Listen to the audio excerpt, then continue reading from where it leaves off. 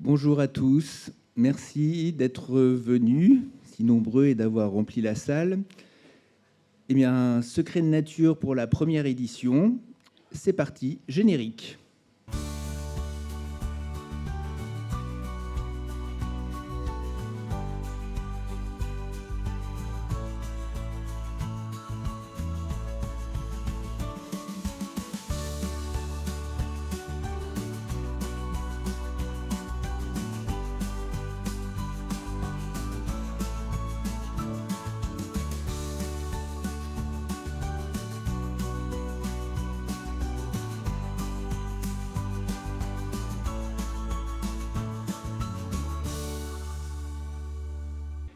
Les plantes qu'on croit d'ici sont en fait d'ailleurs. L'hortensia qui orne les maisons bretonnes vient du Japon, par exemple.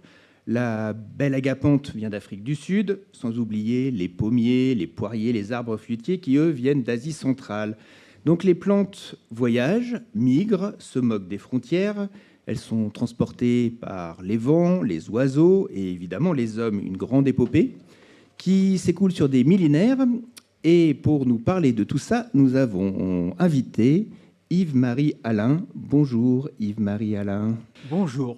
Ancien directeur du Jardin des Plantes de Paris. Tu es, on peut dire, une sorte de mémoire vivante quand même de cette formidable histoire des plantes qui ont colonisé la planète. Ce grand voyage des plantes, Yves-Marie, il a commencé quand, si on fait court? Si on fait court, le voyage des plantes a commencé au moment où les premières plantes ou végétaux sont sortis de l'eau et ont commencé à migrer finalement sur l'ensemble de la Terre. Et puis ça s'est quand même accéléré sous la pression de l'homme qui a fait tout ce qu'il fallait pour que tout ça se rassemble dans un même lieu. Alors on va en apprendre beaucoup plus, mais avant d'en apprendre plus sur les plantes, on va en apprendre plus sur toi. Et c'est Floriane, notre chroniqueuse, qui va nous dresser ton portrait. Ça va être le regard de Floriane.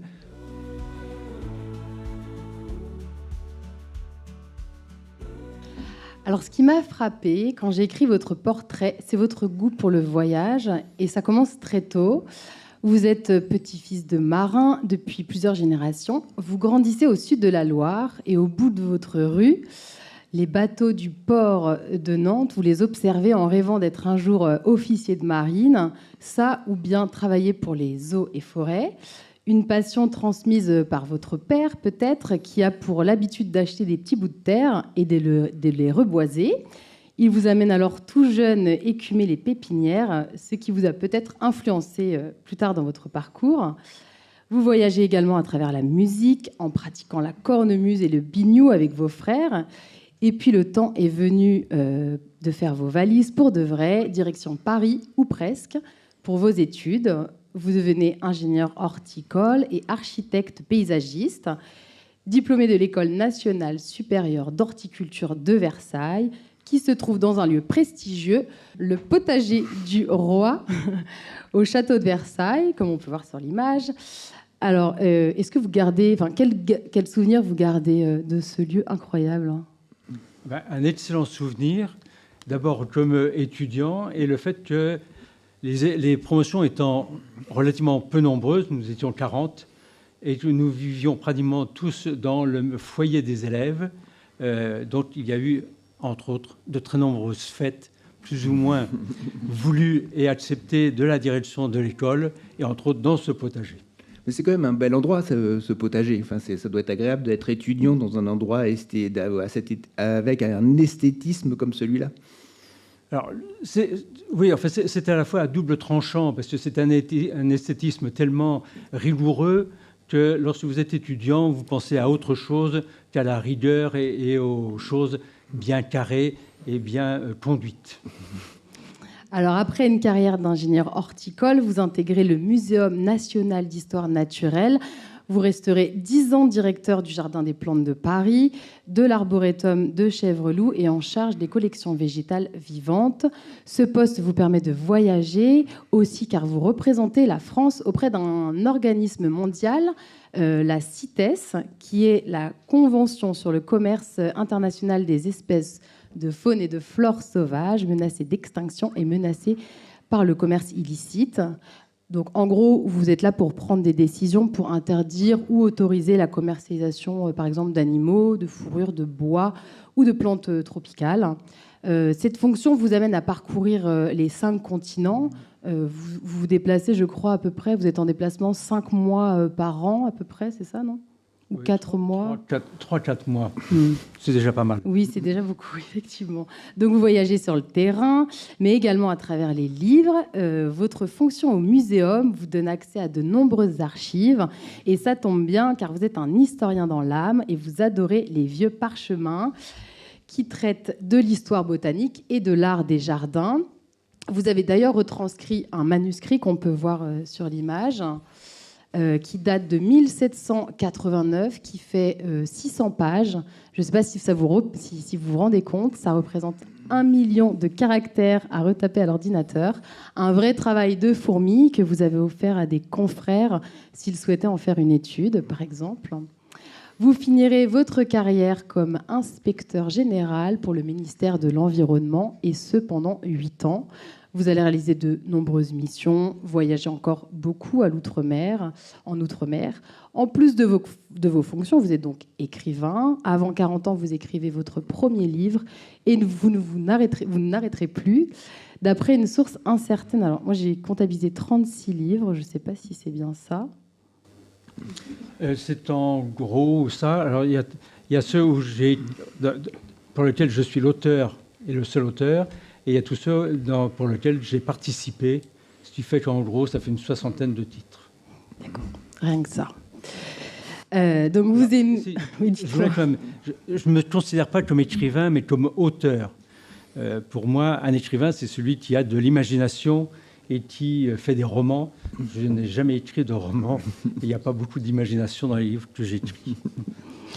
Bon, vous avez à cœur, en tout cas, de transmettre votre savoir et surtout de rendre accessible la science au plus grand nombre. En plus d'écrivain, vous avez ouvert avec votre femme une librairie sur la botanique à Saint-Nazaire, et une de vos filles vous a rejoint pour la création d'une maison d'édition, Petit Génie. Alors finalement, les livres, est-ce que ce n'est pas une autre façon de voyager ? C'est une autre façon de voyager, entre autres dans le temps et surtout dans la pensée des autres. Donc il me semble que voyager physiquement et voyager par les livres, c'est 2 choses totalement complémentaires. Merci.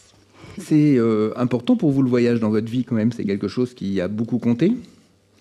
Alors ça a beaucoup compté parce que finalement voyager, c'est d'abord aller à la rencontre des autres. C'est-à-dire qu'il s'avère que pratiquement tous les voyages que j'ai pu faire dans ma vie l'ont été pour des raisons professionnelles. Et donc, on est appelé à ce moment-là, soit à se retrouver dans des conventions internationales, c'est des grandes messes. Ça a quand même de l'intérêt de voir de quelle manière chacun peut réagir à des problèmes qui intéressent l'ensemble du monde. Mais surtout, il y a eu toute une série de voyages qui étaient des voyages sur le terrain, donc à la rencontre des populations locales. Et je pense que c'est quelque chose d'important, le sens de l'écoute, et d'essayer de comprendre finalement les raisons pour lesquelles les gens réagissent de telle ou telle manière. Ce qui m'a beaucoup servi aussi à l'inspection générale, puisque finalement le but c'est d'écouter les autres pour essayer de trouver une solution qui puisse être adaptée à tous. Je ne ferai aucun commentaire sur la politique actuelle. Avant d'entamer cette conférence, rapidement, à quoi ressemblerait le paysage de Bretagne s'il n'y avait pas eu finalement la migration de ces plantes ? Sans doute un paysage assez...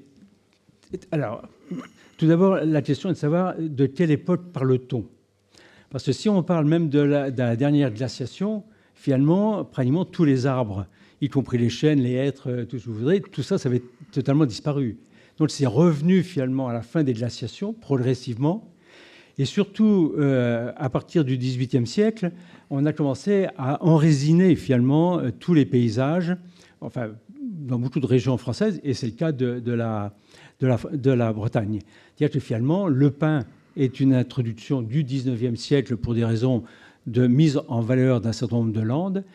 Il y aura toutes les plantes qui seront, je dirais, introduites au moment du début du chemin de fer et des touristes qui viennent s'installer dans la région Bretagne. et qui apporteront finalement toute une série de plantes, dont le camélia en grande partie, dont l'hortensia, puisqu'il faut quand même voir que l'hortensia n'est pas venu en Bretagne tout seul, il est venu parce que c'était la plante décorative des salons parisiens au milieu du XIXe siècle. Et donc, vous pouvez retrouver finalement, en venant dans sa villa, passer les 3 mois d'été, tel que ça se passait à la fin du XIXe, avoir les mêmes plantes. Donc, la Bretagne s'est profondément modifiée.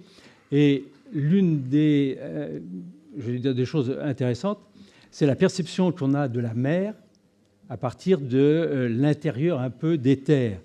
Et j'en ai fait l'expérience à Saint-Nazaire. Saint-Nazaire, toute la zone côtière qui est couverte de villas, ce n'était que des vignes.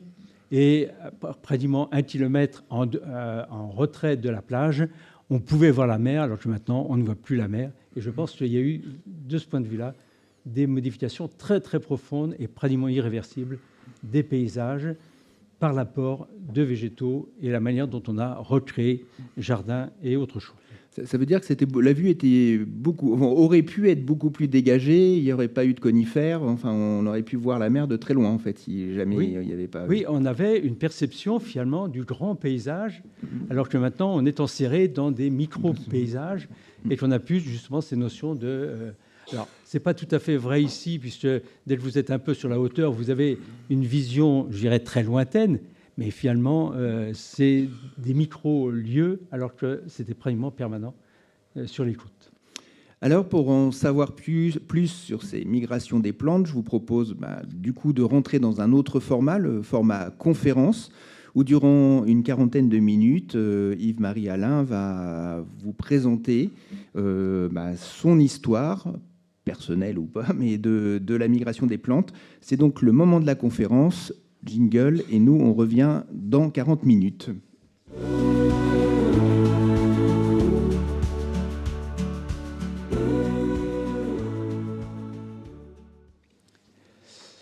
Bien, alors, la migration des plantes, c'est quelque chose, un sujet qui est tellement vaste que je ne vais en aborder qu'une petite partie. Et entre autres, je n'aborderai pas le problème de la migration, je dirais, naturelle des végétaux, que ce soit par le vent, que ce soit par l'eau, que ce soit par les animaux. Donc, toutes ces migrations qui, finalement, ont existé avant que l'homme même n'arrive sur la Terre. Le premier élément, l'Institut culturel de Bretagne avait souhaité, en 2016, doter, finalement, la Bretagne d'une plante symbolique représentant, justement, cette région. Et pour ce faire, ils ont demandé à chacun, à ceux qui le voulaient, de répondre et de choisir une plante. Et dans ces plantes, ils n'avaient mis aucune barrière. Donc, est-ce qu'elles pouvaient être indigènes, exogènes ou pas? Donc, voilà. Les résultats, à mon avis, sont intéressants parce que, justement, ça montre bien la complexité de ce qu'est une plante qui pourrait représenter une région lorsqu'on les analyse. Alors, il s'avère que la plante qui a eu le plus de succès, c'est l'ajonc. Donc, d'une certaine manière, on pourrait dire qu'il n'y a pas de sujet. Finalement, l'ajonc est bien une plante indigène. Alors, je ferai quand même, pour complexifier, parce que dans le fond, ce serait trop simple, il s'avère que la plupart des ajoncs qui ont été semés sur les voies rapides de la Bretagne ne sont pas d'origine bretonne, mais d'origine portugaise. Et que ce n'est pas tout à fait la même espèce, c'est une sous-espèce portugaise qui s'est hybridée avec la sous-espèce bretonne. Et donc, on a une troisième sous-espèce qui n'est ni bretonne ni portugaise, qui a envahi une partie du territoire. Donc, est-ce que tous les ajoncs sont-ils vraiment bretons? La question, je dirais, se trouve ouverte. Et c'est le cas, finalement, pour beaucoup d'autres plantes. Et donc, on s'aperçoit très rapidement que, finalement, le problème du traitement des plantes, savoir si elles sont indigènes, pas indigènes, est un problème d'ordre plus philosophique que biologique de mon point de vue, et que ça, pour conséquence, et ça peut avoir des conséquences extrêmement graves sur la manière dont on peut traiter à la fois les animaux et l'animal, je dirais, à 2 pattes que nous sommes, de la même manière. Donc ce sont des questions qui ne sont pas neutres, je dirais, de ce point de vue-là. Deuxième, les zones de domestication. Je crois qu'il est important de voir que toutes les plantes cultivées que l'on utilise dans nos régions ont été à un moment des plantes sauvages et qui ont été ce qu'on appelle domestiquées. C'est-à-dire que finalement, on les a sorties de leur milieu naturel et on a commencé à les cultiver. Et en les cultivant, on les a sélectionnées progressivement et on est arrivé à avoir des plantes dont le rendement, je dirais, est supérieur à la plante sauvage, et avec des plantes qui, au bout d'un moment, sont devenues des plantes totalement inféodées à l'homme et qui peuvent même plus se reproduire, je dirais, spontanément dans les milieux.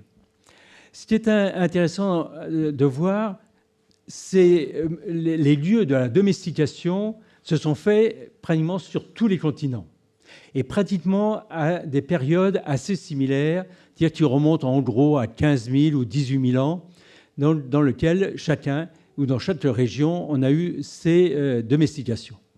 Alors pour ce qui est, je dirais, de l'Europe de l'Ouest, eh bien, on n'a pas été très très fort puisque finalement il n'y a pas de domestication en Europe de l'Ouest et que toutes les plantes cultivées, pratiquement toutes, sont issues soit des plaines de l'Asie centrale, ce qui va être le cas du pommier, ce qui va être le cas d'une grande partie des céréales, ce qui va être le cas du chanvre, de l'Asie centrale ou de la bordure méditerranéenne dans lequel on va avoir aussi cette domestication. Et on voit bien finalement que l'Asie du Sud-Est, il y a de très nombreuses plantes alimentaires, dont le riz qui a été, et le thé, qui ont été domestiquées. Et on a quelques plantes en Amérique du Sud, comme la pomme de terre, comme le manioc, comme l'ananas, comme la tomate, et puis dans les plaines un peu du centre d'Amérique. Donc ces plantes qui ont été domestiquées, eh bien, elles ne sont jamais restées en place. Et si l'on prend, par exemple, on en parlera un peu, si on prend l'arbre à pain qu'on a été chercher à Tahiti, il n'est pas originaire de Tahiti, il est originaire d'Indonésie.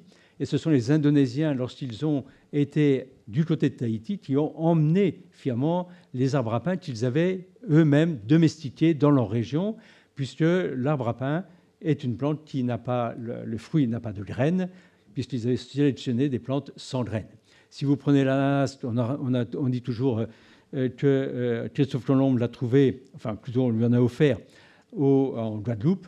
En Guadeloupe, il n'est pas du tout spontané. Ce sont les Arawaks qui, lorsqu'ils ont colonisé et pris possession des îles des Antilles, qui ont amené cet ananas qui avait été domestiqué au Brésil. Et on pourrait citer toute une série de plantes où on voit que très tôt, et quelles que soient les civilisations et les peuples, on a eu des migrations de plantes qui se sont faites régulièrement. Pour ce faire et pour la connaissance finalement, il y a un homme dont on parle peu, mais dont on a parlé, qui s'appelle Vavilov, qui au début, il est russe, devenu soviétique, puisqu'il est né sous l'Empire, mais il est passé sous le régime soviétique, qui a consacré toute sa vie à rechercher les zones d'origine des plantes, ainsi que toutes les variétés qui ont pu exister, qui ont été disséminées dans le monde. Et c'est lui qui a fait la plus grande banque de graines qui se trouve à l'heure actuelle à Saint-Pétersbourg, dans lequel se trouve l'ensemble justement de ces plantes qui avaient été disséminées au cours des millénaires et qui permettent justement d'avoir des banques de semences avec des génomes qui sont souvent extrêmement différents. Alors pour la petite histoire, il a sauvé la Russie de la famine, mais il est mort dans les prisons de Staline de faim en 1943. Troisième élément, c'est la diffusion des plantes qui va être faite par les hommes eux-mêmes. C'est-à-dire que finalement, les hommes, au fur et à mesure, et surtout en Europe, avec toutes les migrations successives qui vont exister, eh bien, les plantes vont arriver progressivement. Les premières plantes qui vont arriver, c'est pratiquement au néolithique, dans lequel vont être apportées des plantes que l'on connaît bien, qui sont entre autres les graminées, qui est le blé noir, le châtaignier, puisqu'il n'est pas du tout originaire non plus de nos régions. Alors le chanvre arrivera un petit peu plus tard, parce que c'est une plante du centre de l'Asie. Et le chanvre est intéressant parce qu'il aura deux directions différentes. l'une vers l'ouest, sur laquelle je reviendrai, et l'autre vers l'est, puisque les Chinois, c'est à partir du chanvre, où quelques centaines d'années avant notre ère, ont commencé à faire les premiers papiers à partir du chanvre, puisqu'on a retrouvé justement des documents écrits sur du papier fait avec du chanvre. Du côté de l'ouest, eh bien, le chanvre servira, entre autres, à faire des cordages et des voiles, et que vraisemblablement, la conquête des mers n'aurait pas pu se faire s'il n'y avait pas eu cette matière première, puisque toutes les marines, finalement, fallait de la voile ou des voiles, et que ça a permis, et des cordages, et ça a permis le développement des Européens et des marines européennes, et donc la conquête des mers. On voit bien également que si on prend, je citais quelques plantes, la canne à sucre, finalement, Alexandre le Grand, donc au début de notre ère, l'a trouvée sur les bords de l'Indus, donc en Inde, qui était le lieu le plus lointain auquel il a été. Il l'a trouvée et donc il l'a ramenée d'abord en Mésopotamie, où les premières cultures ont été faites, puis la canne à sucre a migré par le sud de l'Espagne, par les Arabes, et remonté le sud de la Méditerranée, pardon, et est remonté en Espagne, où on s'est aperçu que la plante ne poussait pas très bien et donnait surtout assez peu de sucre. Elle était emmenée sur les îles de l'Atlantique pour arriver beaucoup plus tard, c'est-à-dire pratiquement à la fin du XVIe siècle, début du XVIIe, dans les Antilles, où elle a été cultivée et d'une façon importante. Or, la canne à sucre, finalement, vient d'Indonésie. Et elle était donc naturalisée en Indonésie. Elle était passée par la Chine, le sud de la Chine, pour arriver sur les bords de l'Indus, où finalement on l'a trouvée. Donc on voit bien que les migrations et les échanges finalement commerciaux qui pouvaient exister très tôt entre les différents continents ont permis ces introductions. Un petit point aussi intéressant, le platane. Alors, on dit toujours le platane, d'où vient-il ? Finalement, il y a deux grandes espèces de platane, une qui est originaire du Moyen-Orient et une qui est originaire d'Amérique du Nord. Les premiers platanes, finalement, dans la partie ouest de la Méditerranée, c'est-à-dire entre autres à Marseille, ont été amenés par les Phéniciens qui faisaient du cabotage le long des côtes et amenaient des produits et entre autres récupérer une partie des produits qui venaient de Chine par des voies terrestres ou maritimes par les Arabes. Et pour se repérer lorsqu'on est en mer, lorsqu'on a des paysages qui sont assez homogènes, il faut bien qu'il y ait des points. Or, finalement, le platane est un arbre, lorsqu'il est, je dirais, non taillé et qu'il se développe, est un arbre qui ne ressemble à aucun autre arbre. Et donc, ils ont planté des platanes dans tous les lieux, soit d'approvisionnement d'eau, soit dans les ports, pour qu'ils puissent être repérés de loin. Et donc, le platane est arrivé très tôt. Mais si on prend, là aussi, pour revenir, est-ce qu'il est naturalisé, pas naturalisé, est-ce qu'il est indigène ou pas indigène, le platane américain a été introduit pour la première fois au Jardin botanique de Montpellier dans les années 1650-1700. Et il s'avère que les deux platanes, des deux origines, et les deux platanes étaient l'un à côté de l'autre. Et ils se sont hybridés. Ce qui fait que tous les platanes qui sont plantés dans toute l'Europe, finalement, sont des hybrides, venant un d'Extrême-Orient, de Moyen-Orient, l'autre venant d'Amérique. Est-ce que le platane hybride est un platane indigène ou pas?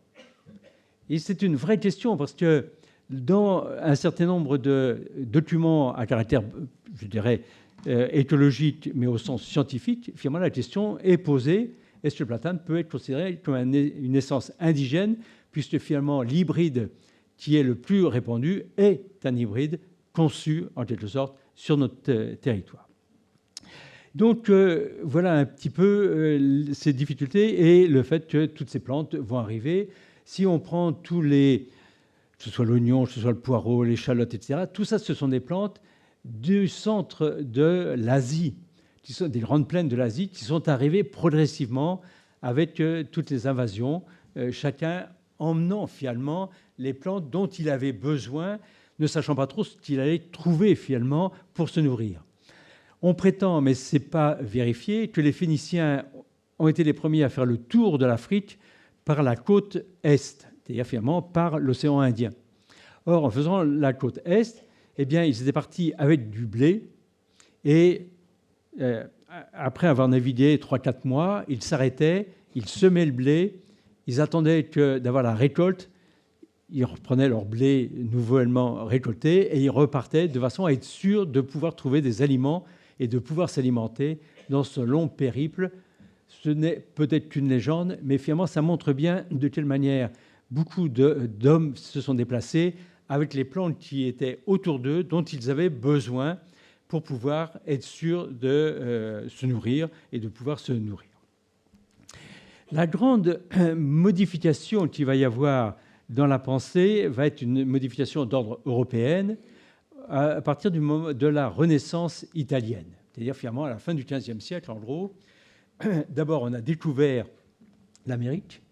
Donc, en Europe, on considère qu'on a découvert l'ensemble des terres émergées. Ce n'est pas tout à fait le cas, puisque finalement, l'Australie ne sera découverte qu'à la fin du XVIIIe siècle.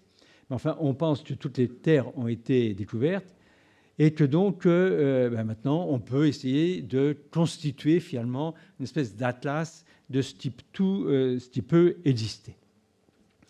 Les premiers qui vont se poser la question, finalement, des plantes et de leur connaissance, ce sont... Alors, je dis les Italiens, mais ça n'a pas de sens, finalement, en soi, de dire les Italiens, parce que l'Italie n'existe pas. Donc, c'est plutôt les Vénitiens et les Génois. Alors, pourquoi les Vénitiens et les Génois? Parce que ces deux villes, où alors, la République et l'autre qui était une principauté, ont des flottes extrêmement puissantes et elles vont chercher finalement les marchandises provenant des caravanes qui ont traversé toute l'Asie dans la mer d'Azov, mer dont on parle beaucoup avec la guerre en Crimée et autres, c'est-à-dire finalement au bout de la mer Noire, sur les rives du Don. Et les Vénitiens avaient des comptoirs dans cette région et allaient régulièrement chercher les marchandises, dont les soieries, les épices et autres, revenaient à Venise. Et de Venise, il y avait cette flotte qui repartait pour redistribuer ça dans la Méditerranée et sur une partie des côtes de l'Atlantique, et vraisemblablement remontant juste dans les villes hanséatiques allemandes et entre autres Hambourg. Donc on voit bien qu'il y avait un immense commerce et ils avaient donc un contact avec d'autres peuples, d'autres civilisations et d'autres flores, et un certain nombre de médecins plutôt que de scientifiques, on ne peut pas parler de scientifiques à l'époque, vont se poser la question, pourquoi y a-t-il autant de plantes finalement pour lesquelles il n'y a aucun nom, aucune connaissance? Et partons du principe que si Dieu a créé les plantes, c'est qu'elles ont un usage ou une utilité. On n'a pas découvert l'utilité de ces plantes, mais on n'a pas le droit finalement de les ignorer. Et c'est de cette manière-là que finalement seront créés les premiers jardins botaniques. Et le premier jardin botanique finalement sera à Venise. Bon, il a disparu, mais le second, qui est toujours dans la République de Venise, c'est Padoue. Et à Padoue, dès 1540, en gros, il y aura un jardin botanique qui sera créé. Jardin botanique qui est intéressant, alors, sur le plan, je dirais, formel, car il représente l'univers. Il est circulaire, c'est-à-dire il représente le ciel, et à l'intérieur, on a un carré divisé lui-même en 4 carrés qui représentent la Terre. Alors, pourquoi le 4 carrés? Eh bien, parce qu'il y avait 4 continents connus, et donc on allait planter ou mettre les plantes dans chacun des 4 continents au fur et à mesure qu'elles arriveraient. Donc, le jardin botanique est un jardin extrêmement spécialisé, dont le but est d'abord la connaissance.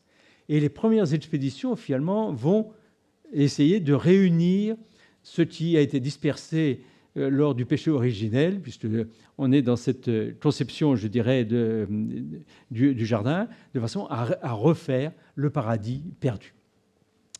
Bon, ça ne se fera pas de cette manière-là, tout à fait.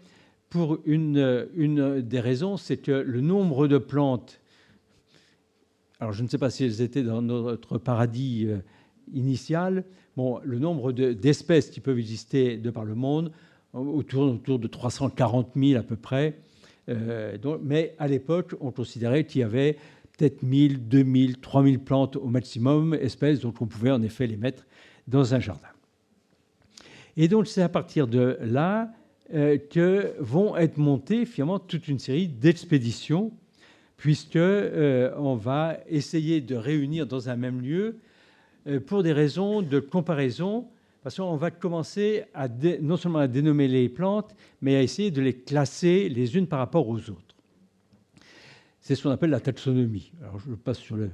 Je ne vais pas vous abreuver de noms scientifiques, parce que les scientifiques ont aussi une propension, dès qu'il y a une petite chose, entre dans les plantes invasives ou une plante introduite, on retrouve un nouveau mot, et puis plus il est à consonance grecque, mieux c'est. Mais donc, je ne vais pas rentrer dans tout ce système-là.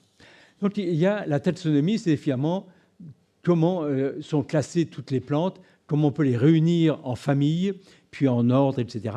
Donc, les espèces de grande hiérarchie, finalement, du monde, alors végétal pour ce qui nous concerne, mais qu'on retrouve dans le monde animal.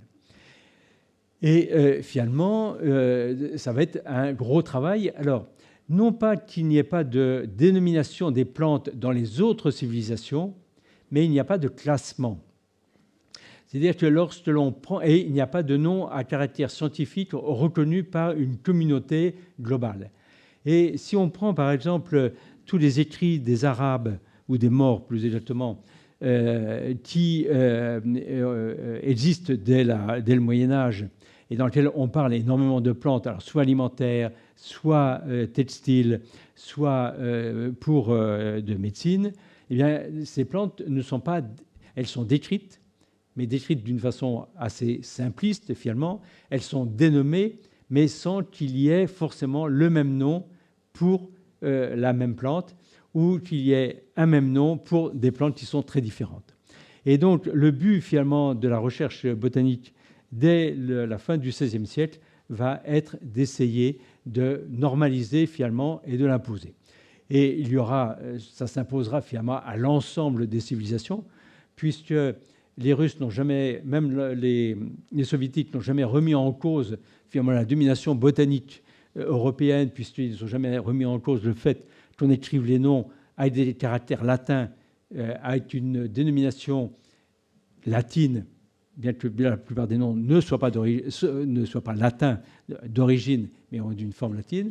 Et si vous prenez en Chine, eh bien, dans n'importe quel document botanique de Chine, les deux seules choses que je sache lire, c'est le nom scientifique, puisqu'il est en latin, et le pH du sol, parce que c'est pH aussi en lettres latines et un chiffre latin.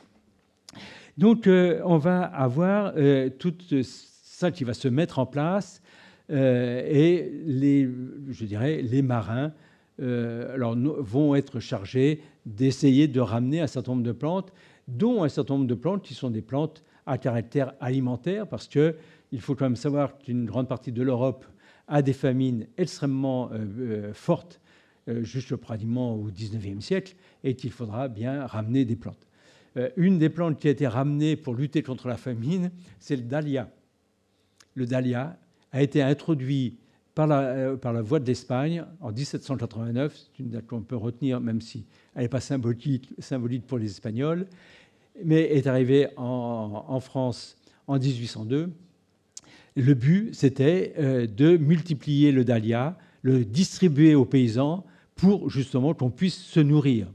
Pour quelle raison? Alors, la pomme de terre était bien introduite depuis le XVIe siècle, mais la pomme de terre était toujours considérée comme une plante qui n'était bonne qu'aux cochons ou qu'aux chevaux. Et donc, mais ça ira très loin, puisque le gouvernement français, dans les années 1830, demandera à ce qu'on aille récolter des glands doux en Espagne et en partie en Italie pour les semer dans le sud de la France, de façon à ce qu'on puisse faire de la farine à partir des glands. Bon, entre le moment où on sème un gland et le moment où on commence à avoir quelques, je dirais, récoltes, il peut se passer 30 à 50 ans. Donc, je pense que le temps des famines est bien passé, ou ceux qui auraient pu en bénéficier sont passés à autre chose. Donc, tout ça pour dire que les plantes vont se trouver introduites, et beaucoup de plantes vont être introduites.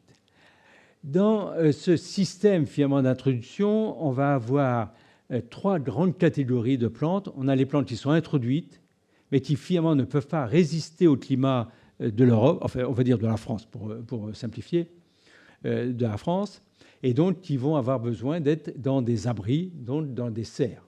Je reviendrai un peu sur ce problème des serres. Vous avez des plantes qui vont être acclimatées, c'est-à-dire qui vont pouvoir vivre en plein air, mais qui ne peuvent, je dirais, donner aucune semence viable. C'est-à-dire que finalement, la plante pousse, se développe, peut devenir des arbres magnifiques, spectaculaires, mais la floraison peut exister, mais finalement, la graine n'est jamais viable, et donc le végétal ne peut pas se reproduire sans l'apport de l'homme, puisque tout ce qui tombe au sol, je dirais, meurt. Mais ça peut être vrai pour des végétaux, je dirais, assez communs. Je dirais, il y a un chêne américain à gros fruits, il y en avait un très très beau au Jardin des Plantes de Paris, et qui donnait des fruits tous les ans. Eh bien, aucun de ces fruits n'était viable, donc on n'a jamais pu le multiplier, alors que c'était un arbre qui avait 200 ans d'existence, très beau, mais les fruits n'étaient pas viables. Donc ce sont des plantes qui sont acclimatées. Et puis vous avez les plantes qui, elles, sont, je dirais, ont pris leur liberté et qui sont les plantes naturalisées, c'est-à-dire celles qui vont rentrer finalement dans le milieu naturel et avoir une vie, je dirais, au milieu de d'autres plantes. Les plantes naturalisées dans la flore française, c'est quand même en gros 40% de la flore française. C'est-à-dire finalement les plantes étrangères finalement, qui forment la base de notre flore étant en grande partie gérées étrangères. Alors la question est une question aussi qui se pose. À partir de quand une plante, je dirais, exotique ou étrangère, peut-elle ou devient-elle indigène et a-t-elle naturalisée, je dirais, au sens, je dirais, de l'homme? Alors ça, c'est une question sur laquelle les scientifiques n'ont pas de réponse. Bon. Un certain nombre de scientifiques considèrent que la date de 1500 est une bonne date à retenir. Pourquoi 1500 ? Parce qu'en 1492, l'Amérique a été découverte et donc les plantes américaines vont commencer à entrer finalement en Europe et un certain nombre d'entre elles vont en effet non seulement s'acclimater mais se naturaliser. Toutes les plantes qui finalement ont pu rentrer auparavant, qui venaient finalement des régions, entre autres d'Asie ou de la région méditerranéenne, eh bien, elles ont pu rentrer progressivement avant 1500. Et dans le fond, cette migration qui peut-être a été accélérée par l'homme, se serait sans doute faite de façon naturelle avec le temps.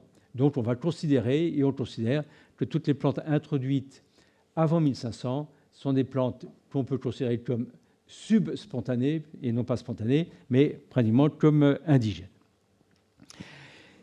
Dans la manière, finalement, de voir ces plantes et les raisons pour lesquelles il y a eu un apport, je dirais, extrêmement important à partir du XVIIIe siècle, il y a deux raisons. Une raison d'ordre scientifique, c'est que la science botanique se détache totalement de la science de la médecine, ça devient une science à part entière, et qu'il y a une nécessité de régler justement tous ces problèmes de taxonomie et de dénomination. Alors, les problèmes de taxonomie, c'est-à-dire des familles et de savoir comment elles sont reliées les unes aux autres, bon, c'est un grand imbroglio. Il y a eu X théories, ça continue, donc je n'aborderai pas les choses. Bon, ça fait partie justement des choses qui sont remises en cause assez régulièrement parce que la science évolue et que le regard qu'on peut porter sur les plantes évolue également.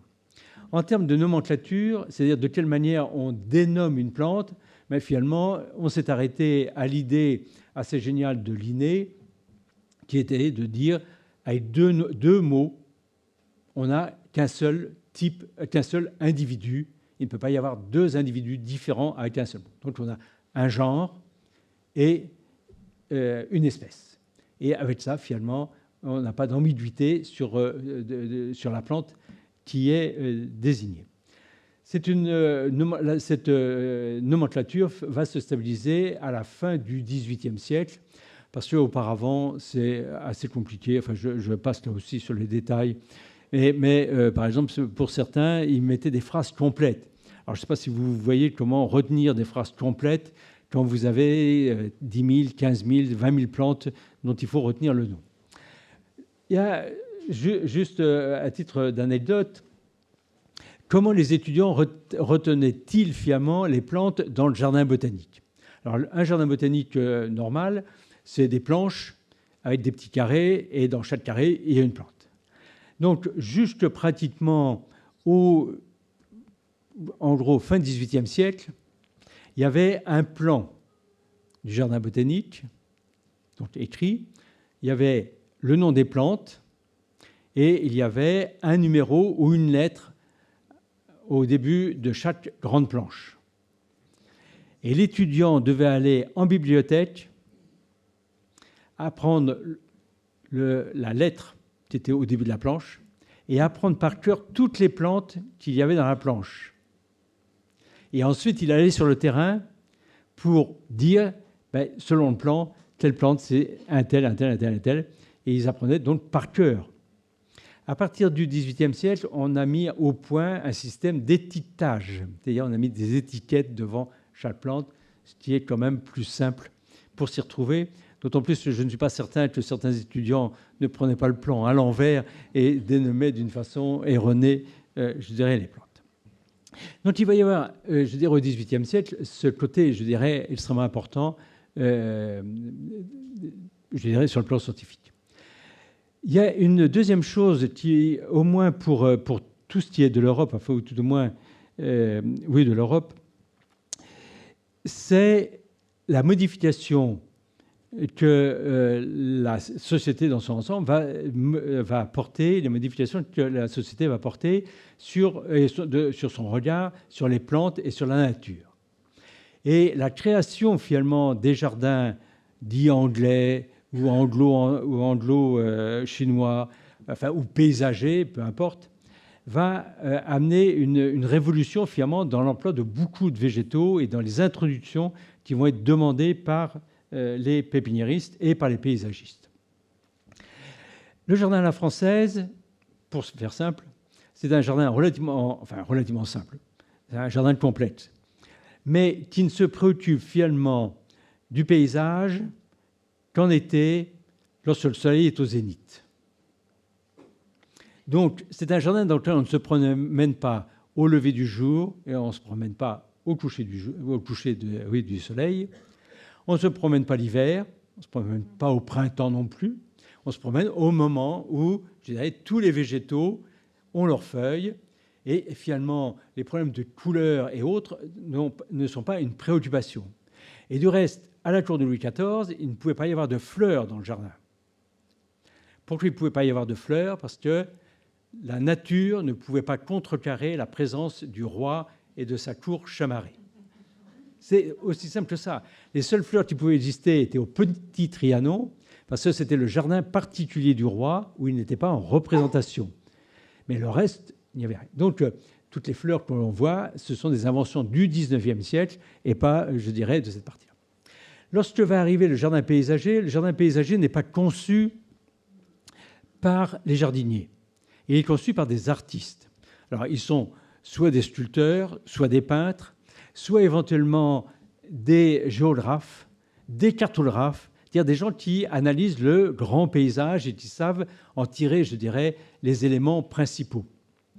Et ce qui va, je dirais, être important, c'est les demi-saisons, c'est le lever du soleil, le coucher du soleil, donc les phénomènes de lumière. Et ces phénomènes de lumière et de couleur de feuilles, par exemple du printemps ou de floraison, eh bien, finalement, les végétaux européens sont assez pauvres. Finalement. Il faut regarder, en gros, le paysage que vous pouvez avoir, même qu'on a autour de nous, le paysage, je dirais, naturel, il est quand même assez pauvre. Et donc, on va rechercher, finalement, des végétaux à caractéristiques, finalement, très différentes. Et ça va être le cas, entre autres, des végétaux d'Amérique du Nord, et entre autres de la côte est américaine, c'est-à-dire celle de l'Atlantique, qui vont revenir assez rapidement, et entre tous ces chênes dits américains à feuillage très coloré pendant pendant l'automne. Et puis, il va y avoir aussi tous les végétaux, finalement, d'Extrême-Orient, de Chine et du Japon. Alors, pourquoi, finalement, faut-il attendre la fin du XVIIIe, enfin même le XIXe siècle pour que la Chine et le Japon aient autant de végétaux de ces régions? Parce que ce sont deux empires qui sont fermés, je dirais, aux étrangers. Le Japon est un empire qui s'est fermé en gros vers l'an 800 et qui restera fermé jusqu'en 1860 à peu près. Donc, sauf les Hollandais, mais je passerai sur les raisons pour lesquelles les Hollandais ont le droit de mettre les pieds sur une des îles japonaises. Ce n'est pas glorieux pour eux. Donc, je passe. Mais finalement, on a peu d'éléments, finalement. Et pour ce qui est de la Chine, les seuls, je dirais, personnages qui vont avoir une présence, et ça depuis la fin du XVIe siècle, ce sont les jésuites. Or, les jésuites qui vont aller en Chine, ils vont pour des raisons d'ordre scientifique. Et entre autres, ils ont pour mission de dire à l'empereur à quel moment doivent se faire les semis, et entre autres les semis de riz, puisque les scientifiques chinois, finalement, étaient devenus tellement mauvais qu'ils disaient un peu n'importe quoi, donc les jésuites vont aller. Donc ils sont à la cour de l'empereur. Donc ils ont les avantages de la cour, mais ils ont surtout les inconvénients de la cour. C'est-à-dire qu'ils n'ont pas le droit de sortir des enceintes, finalement, impériales, et ils n'ont pas le droit de se promener et d'aller faire de la botanique. Et ceux qui sont à Pékin, finalement, n'ont le droit d'aller récolter que les arbres, que les graines des végétaux qui sont dans les parcs impériaux, dans lesquels ils ont le droit d'aller, mais ils n'ont pas le droit de sortir. Donc la Chine va rester très fermée jusqu'à ce que les Européens, enfin gentillères, rentrent finalement un peu de force dans l'Empire chinois et ramènent énormément de végétaux. Et à partir du XIXe siècle, les végétaux vont d'autant plus revenir en très grand nombre, et entre autres les végétaux à caractère décoratif, que ce ne sont plus les États qui paient les botanistes, mais des sociétés privées. À partir du début du XIXe siècle, tous les États européens vont se dessaisir finalement de cette recherche botanique parce qu'ils vont investir dans leurs colonies pour d'autres raisons, qui est de cultiver ce qu'on ne peut pas cultiver en Europe, de façon à avoir des approvisionnements, que ce soit en coton, que ce soit en cacao, que ce soit en canne à sucre, que ce soit tout ce que vous voudrez. Donc, ils vont se désintéresser de la prospection à caractère botanique. Et donc, ça va être des grandes sociétés. Pour en citer qu'une bien connue, même si elle n'existe plus, c'est la société Vilmorin. Vilmorin aura pratiquement en permanence des botanistes qui parcourront la Chine pendant tout le 19e et une partie du 20e siècle, pour des raisons uniquement pour ramener des plantes qui seront ensuite multipliées et qui serviront justement à cet art des jardins. Un autre élément qui va faire en sorte que beaucoup de plantes, et entre autres d'origine tropicale, vont, je dirais, arriver dans nos régions, c'est la création des serres. Alors des serres, S-E-2-R-E-S, c'est-à-dire finalement de ces grands abris vitrés. Alors la création des serres, elle ne date pas du 19e siècle. Les premières serres qui ont existé, on ne sait pas trop de quand ça date, mais enfin, en gros, on peut considérer que c'est à partir du XVIIe siècle qu'il y aura des premières serres.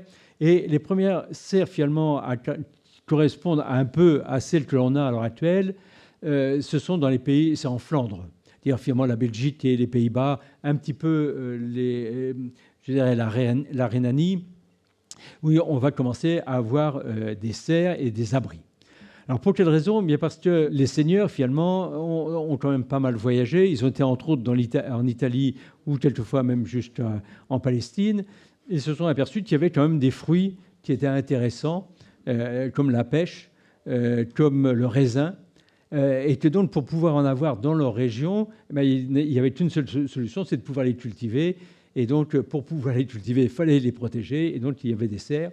Et il faut quand même savoir aussi, je reviens à l'ananas, que les premiers ananas ont été cultivés dans ces régions-là, bien avant, finalement, ceux qui ont été cultivés plus au sud. Donc, on est sur des serres de toute petite dimension. C'est-à-dire, c'est des serres qui font 4-5 mètres de long, qui font 1,80 m, 2 mètres de hauteur, et en une profondeur qui font 1,50 m ou 2 mètres au maximum. Souvent, il n'y a que des châssis vitrés sur la partie, je dirais, sud ou sud-est. Je expliquerai pourquoi.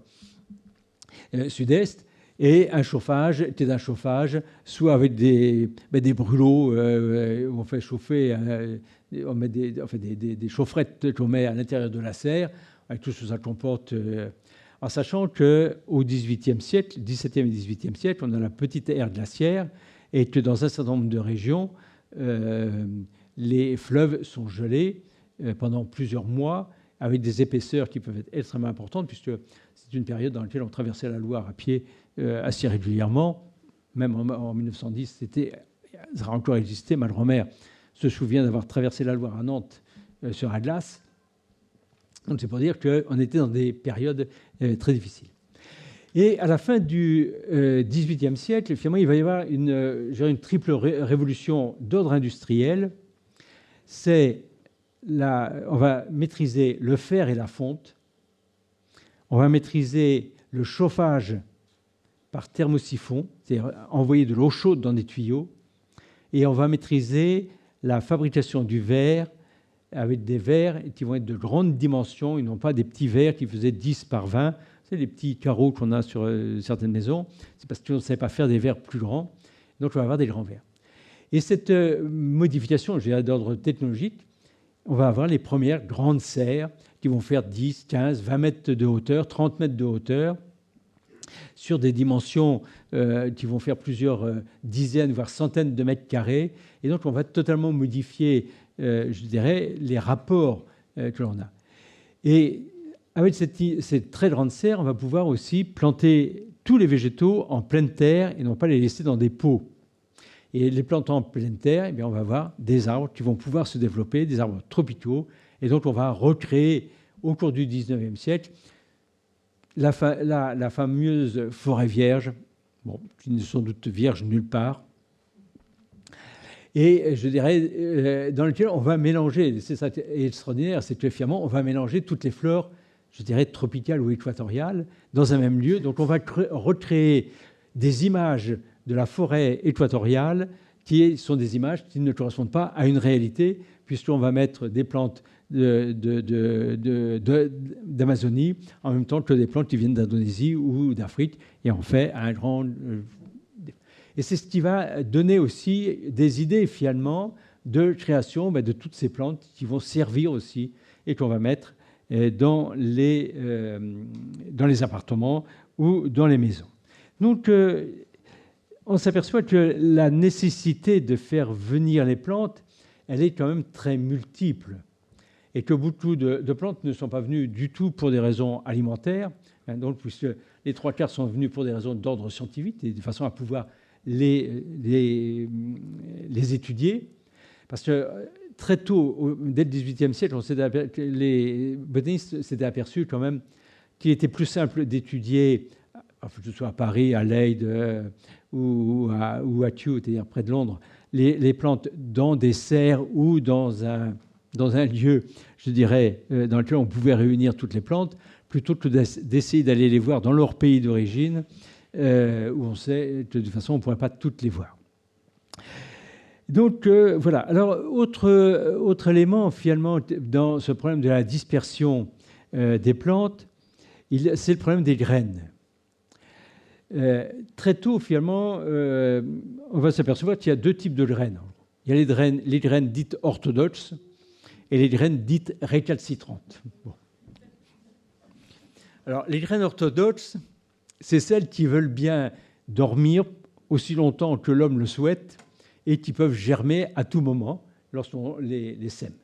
Bon, le blé fait partie des graines orthodoxes, puisque finalement, on peut le conserver pendant plusieurs centaines d'années et il peut germer. Et les graines récalcitrantes, c'est celles qui, une fois qu'elles sont mûres, elles tombent et elles germent.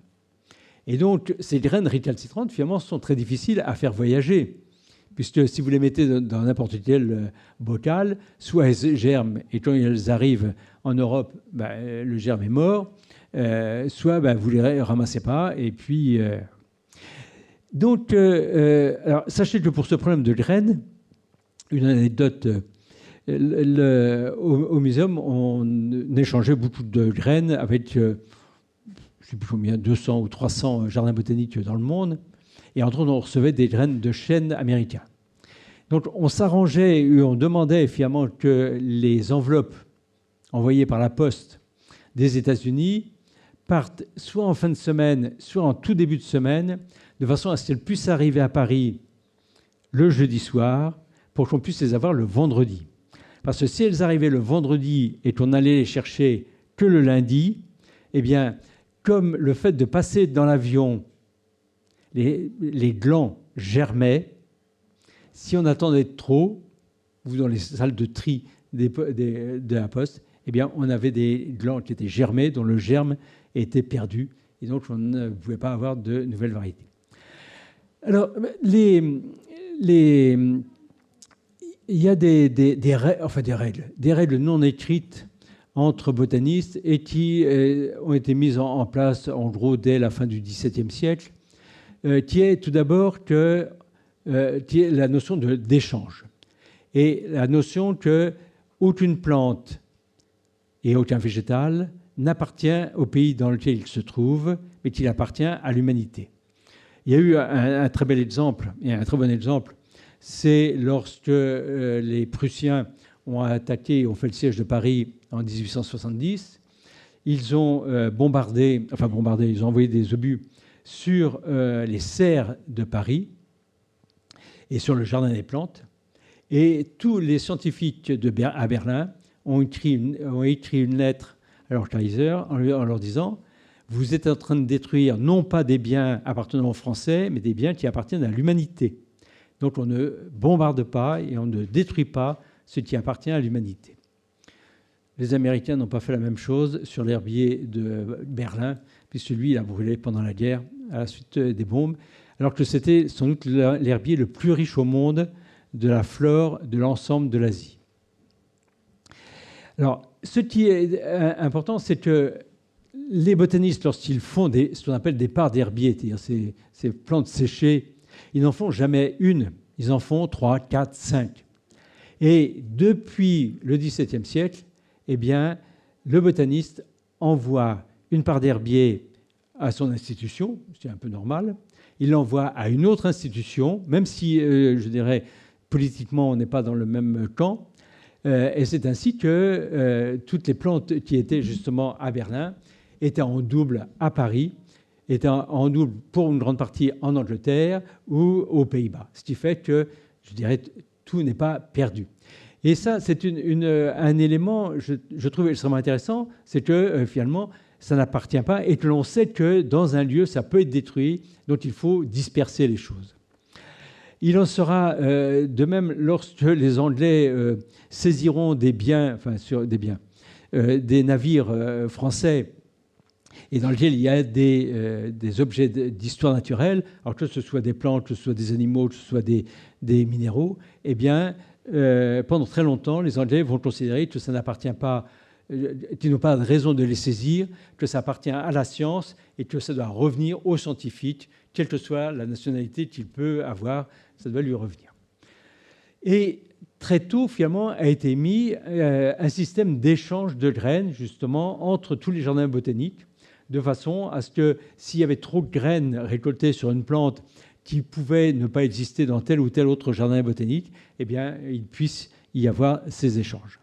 Et ces échanges continuent avec les mêmes règles, c'est-à-dire que tous les frais, à la fois de récolte, de tri, de séchage, de conservation et d'envoi, est à la charge du jardin botanique qui les propose. Et celui qui les reçoit gratuitement. Et donc, c'est vrai, je dirais, dans les deux sens. Il faut quand même bien voir qu'à partir du XIXe siècle, je veux dire, jusqu'au fin XVIIIe et juste dans les années 1850, les plantes venaient en Europe. Et donc, finalement, c'est l'Europe qui s'est enrichie. Mais à partir du milieu du XIXe siècle, finalement, les plantes sont parties dans tous les sens. C'est-à-dire que finalement, d'abord, il y a eu tous les empires coloniaux qui ont reçu des tas de plantes, y compris des plantes dont on sait à l'heure actuelle pertinemment qu'elles ne pourraient jamais pousser. lorsqu'on envoyait des collections complètes de pêchers, de poiriers et de pommiers à Tahiti pour faire des vergers, bon, on sait maintenant que ça ne fonctionne pas. Mais il faut quand même savoir, et c'est quand même intéressant dans la mentalité, c'est que juste pratiquement au milieu du 19e siècle, on pense que tous les végétaux, tous, sans exception, peuvent s'acclimater dans le nouveau climat dans lequel ils vont se trouver. C'est-à-dire qu'on est parti du principe que l'homme était acclimaté finalement sous toutes les latitudes, depuis le Grand Nord jusqu'à l'équateur, et qu'il n'y avait pas de raison finalement que les végétaux ne puissent pas faire la même chose. Alors peut-être pas à la première génération, mais peut-être à la deuxième, à la troisième, et qu'il y aurait une espèce d'acclimatation générale qui pourrait se faire, ce qui permettrait de régler le problème du changement climatique, parce qu'on aurait toujours les mêmes végétaux. C'est eux qui s'acclimateraient, ce qui ne sera sans doute pas tout à fait le cas. Et donc, voilà ce à quoi on pensait. Et ce n'est qu'à partir du milieu du 19e que l'on va s'apercevoir finalement que l'acclimatation des végétaux n'est pas une chose aussi simple et que tous les végétaux ne peuvent pas se faire de cette manière-là. Juste un tout petit point sur la manière dont les végétaux pouvaient être transportés par mer, parce que finalement, il s'avère qu'à partir du XVIe siècle, les premiers qui ont ouvert toutes les voies maritimes, ce sont les Portugais. Les Portugais étaient au Brésil. Les Portugais ont passé le Cap, c'était les premiers à y arriver, et puis ils sont remontés, puisqu'ils se sont quand même installés, et ce sont les premiers qui se sont installés à Macao sur un territoire chinois. C'est les derniers aussi à en être partis. Je vous rappelle que la colonie de Macao s'est terminée en l'an 2000. Donc ils sont restés plus de 5 siècles finalement sur le territoire. Et ce sont les Portugais également qui ont découvert le Japon d'une façon tout à fait fortuite à l'occasion d'un ouragan où le bateau, ils ne l'ont pas maîtrisé, il s'est retrouvé au Japon. Donc ils avaient ouvert totalement la route ou les routes maritimes. Oui, donc ce que je voulais dire, c'est qu'à partir en gros du XVIe et du XVIIe siècle, les routes terrestres entre l'Extrême-Orient et l'Europe n'existent plus.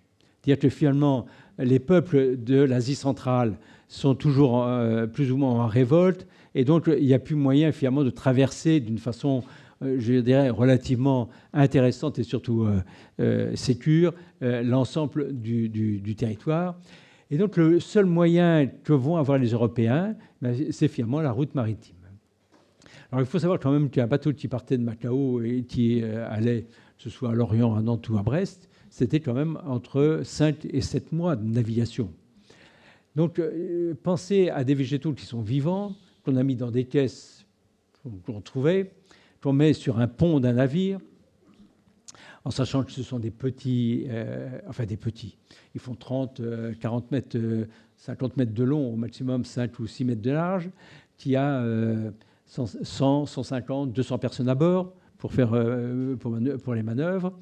Qu'en termes de couchage, il y a en gros une banette pour 2, c'est-à-dire finalement il faut absolument que la moitié de l'équipage se trouve sur le pont de façon quasi permanente. Donc tout ça, mettre des plantes en plus, je dirais, c'est pas ce qu'il y avait de plus simple. L'autre chose, c'est que les plantes, si elles partaient de Macao, qui est un climat subtropical, elles passaient sous les tropiques, l'équateur, le tropique du sud, repassaient le Cap, qui est une région relativement froide, remontaient l'Atlantique, en sachant que la remontée de l'Atlantique se faisait par la côte du Brésil d'une façon générale, puisqu'on ne peut pas remonter à la voile la côte ouest de l'Afrique. La Namibie, on ne peut pas la remonter, on peut la descendre mais pas la remonter, parce que les vents et le courant ne permettent pas justement cette remontée. Et donc, beaucoup de plantes finalement vont arriver mortes. Bon. Et on estime, avant l'arrivée de la caisse de Ward, que une plante sur 100 arrivait encore vivante, mais peut-être ne survivrait pas. Donc il y avait énormément de pertes. Alors la caisse de Ward, c'est cette caisse-là, qui est une caisse qui a été mise au point par un médecin anglais. C'est une caisse qui va être étanche et qui permettra, entre autres, à l'équipage de ne plus devoir, je dirais, arroser les plantes pendant le voyage et qui va permettre de les protéger. En termes d'arrosage, parce que je pense qu'il n'y avait aucune machine pour dessaler l'eau, donc les bateaux partaient avec de l'eau douce. Et la quantité d'eau qui était embarquée c'était les règlements, je dirais, internationaux, c'était 3 litres d'eau par homme et par jour de mer. Or, lorsqu'on partait, par exemple, pour le long cours, on considérait que c'était 1 mois et demi de mer, 1 mois et demi de voyage qu'il fallait avoir en réserve, c'est-à-dire 45 jours à 3 litres. Quand vous avez 300 hommes à bord, vous voyez un petit peu le volume que ça peut faire. Et lorsque on arrivait dans des zones, je dirais, de calme, finalement, l'eau pouvait être rationnée et arriver à ce qu'on n'allait pas partager l'eau avec les plantes. Et du reste, on raconte toujours l'histoire d'un capitaine d'infanterie qui allait en Martinique, à qui on avait confié 2 pieds de café. Enfin, le roi, par l'intermédiaire de Jussieu, lui avait confié 2 pieds de café au XVIIIe siècle, café qui devait aller porter en Martinique pour, je dirais, échapper à la mainmise complète du commerce qui était par les Hollandais. Et le bateau étant incalminé, alors pas de vent, mais pas de pluie, pas d'orage, rien. Donc l'équipage s'est retrouvé avec 1 litre ou 1,5 litre d'eau en tout et pour tout par jour. Eh bien, ce capitaine d'infanterie va partager sa ration d'eau avec le pied de café qui va survivre, qui sera planté en Martinique. Et 10 ou 15 ans plus tard, la France sera indépendante du commerce international pour ses besoins en café, qui ne sont pas les besoins qu'elle a à l'heure actuelle.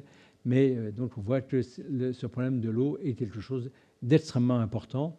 Et du reste, et puis je vais peut-être m'arrêter là-dessus, lorsque les premiers pieds de thé, donc de camélia, ont été amenés, je dirais, en Bretagne en provenance du Brésil dans les années 1830, eh bien, le commandant du navire, alors c'était dans la marine royale, donc je pense que l'équipage n'avait pas son mot à dire, et finalement la ration d'eau de l'équipage a été divisée par 2, de façon à ce que les pieds de camélia qui étaient à bord soient correctement arrosés et puissent arriver en bon état à Brest. Donc voilà. Alors, vous voyez ce problème des plantes, des voyages des plantes. Alors pratiquement, on peut considérer que ça c'est la liberté que les botanistes, les chercheurs, les amateurs, les aventuriers ont eu pendant, je dirais, des siècles pour ramener autant de plantes qu'ils voulaient, y compris en ayant des doubles semelles pour mettre des graines pour sortir de Chine, entre autres, des semelles creuses dans lesquelles on mettait les graines. Il y a eu plein de choses dans ce domaine-là. Je dirais pratiquement a pris fin pour beaucoup de raisons. L'une, c'est qu'on s'est aperçu que les plantes transportaient, et surtout la terre, pouvaient transporter un certain nombre de maladies qui pouvaient être néfastes, entre autres cultures qui pouvaient exister dans nos régions. Bon, c'était le cas, par exemple, pour les conifères, toujours le cas pour les conifères qui viennent d'Extrême-Orient, où ils doivent passer en quarantaine. Or, la quarantaine d'un conifère venant d'Extrême-Orient, c'est 2 années. Ce n'est pas 40 jours, c'est 2 années, pour s'assurer qu'il n'est pas porteur d'un virus qui aurait des conséquences sur les conifères de l'ensemble de notre flore. Et puis, il y a toutes les conventions dont on a parlé, là, entre autres celle de la CITES sur le commerce international, où il y a des listes extrêmement importantes dans lesquelles sont interdites de commerce. Alors, soit directement, soit indirectement, soit partiellement, je ne rentre pas dans les détails. Donc, tout ça, je dirais, fait que le commerce est quand même beaucoup moins libre qu'il ne l'était, y compris, finalement, entre institutions scientifiques où les certificats, les papiers, les documents sont de plus en plus nombreux et qui ne facilitent pas fièrement les choses.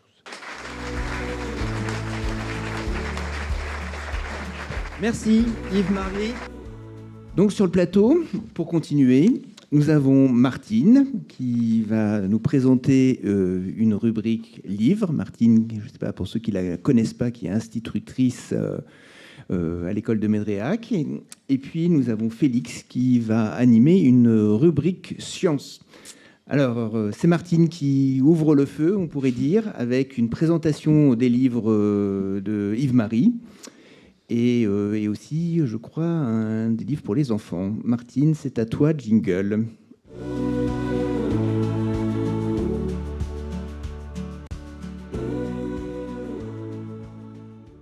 Alors avec Floriane, tout à l'heure, vous avez parlé de voyage dans le temps.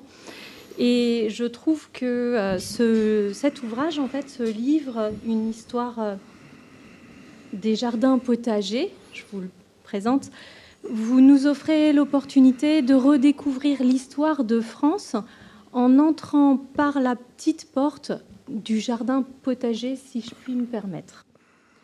Et chaque jardinier présent ici ce soir, lorsqu'il cueille ses tomates dans son jardin, doit imaginer, c'est un détail croustillant de ce livre, doit imaginer que la tomate n'est cultivée que depuis 70 ans par les jardiniers, et alors qu'en fait, elle est arrivée en France depuis 1523.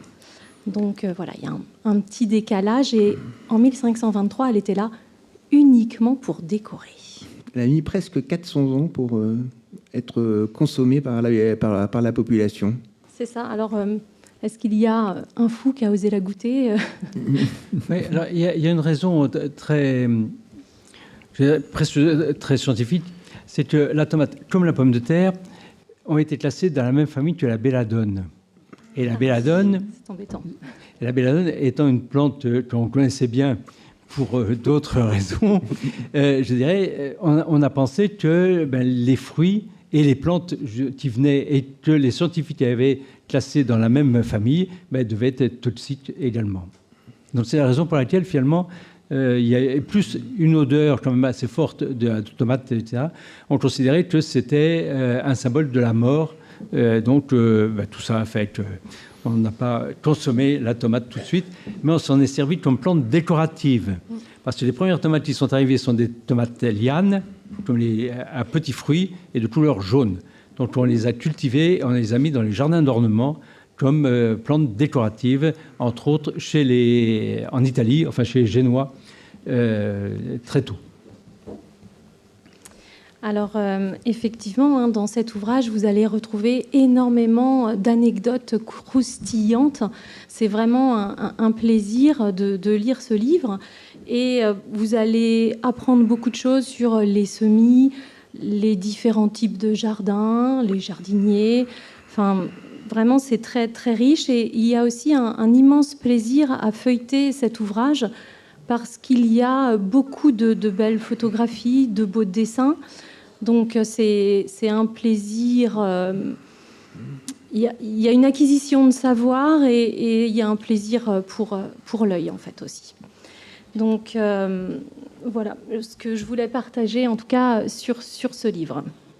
Et il y en a un deuxième. Alors en fait, je suis passée du premier au deuxième parce que la tomate en fait on la mange, on continue on pousse la culture un peu plus longtemps quand on a la chance d'avoir une serre. Et pour moi, la serre, c'était quand même un tunnel en plastique plutôt moche dans le fond du jardin. Et j'avoue qu'en lisant une histoire des serres, alors je vous le présente, eh bien, on change de point de vue, on change de regard. Et les serres sont quand même un outil très, très beau. On en discutait tout à l'heure, les serres que nous avons dans nos jardins sont chauffées par le soleil. Et là, à l'intérieur de cet ouvrage, on découvre la façon dont les petites serres sont chauffées. Je ne vais pas en dire plus parce que vous découvrirez en lisant le livre, en fait. Sinon, je vais tout vous spoiler, c'est pas très intéressant. Mais pourquoi, Yves-Marie, les serres sont un objet d'art, en fait, au départ, et pas un objet pratique? Enfin, qu'est-ce qui fait que, très rapidement, on arrive à avoir des monuments esthétiques? Les premières serres qui ont été construites n'étaient pas du tout esthétiques, parce que c'était du bois, un peu de verre, des choses très simples. Mais à la fin du 18e, enfin, je le disais tout à l'heure, je me répète, la technique finalement du fer, de la fonte, du verre et du chauffage a permis de révolutionner totalement la dimension de ces serres. Et pour créer ces nouvelles serres, les architectes se sont emparés de ces matériaux-là. Et donc, ça a échappé totalement, y compris aux jardiniers, et ils se sont retrouvés à construire des monuments. Et alors, ces monuments, c'est les grandes serres qu'on retrouve du 19e siècle qui existent encore. Après, c'est tombé en désuétude pendant une grande partie du 20e siècle. On les a réhabilités à partir des années, en gros, 1980-90. On a eu un nouveau regard sur ces constructions. Et puis, il y a, entre autres, en Extrême-Orient, une espèce de folie de construction des serres dans lequel ce sont des œuvres architecturales ou des œuvres esthétiques avant d'être des lieux dans lesquels on va mettre des plantes. Donc, voilà. Donc, on s'est fait plaisir. Et puis, il faut quand même savoir aussi qu'en une grande partie du 19e siècle, c'était le symbole de la réussite bourgeoise et la réussite financière. C'est-à-dire qu'on accolait des serres et des jardins d'hiver à sa maison. Et donc, plus elles étaient grandioses, plus elles étaient décorées, plus on avait réussi. Voilà. Donc, tout ça fait qu'il y a une prise en main, finalement, par l'architecture. Mais il faut savoir que les premières grandes gares parisiennes sont issues, finalement, du monde des serres. Le Grand Palais est finalement jamais une immense serre qui n'a jamais servi comme serre, mais qui aurait pu servir comme serre. Mais si, je crois qu'il y a eu des salons dedans. Un peu. Enfin, donc voilà pour ce qui est des serres et pour vous répondre. Merci. Je vais poser une question à Yves-Marie. Vous avez écrit de très beaux livres pour les adultes. Avez-vous envie d'en écrire pour les enfants ?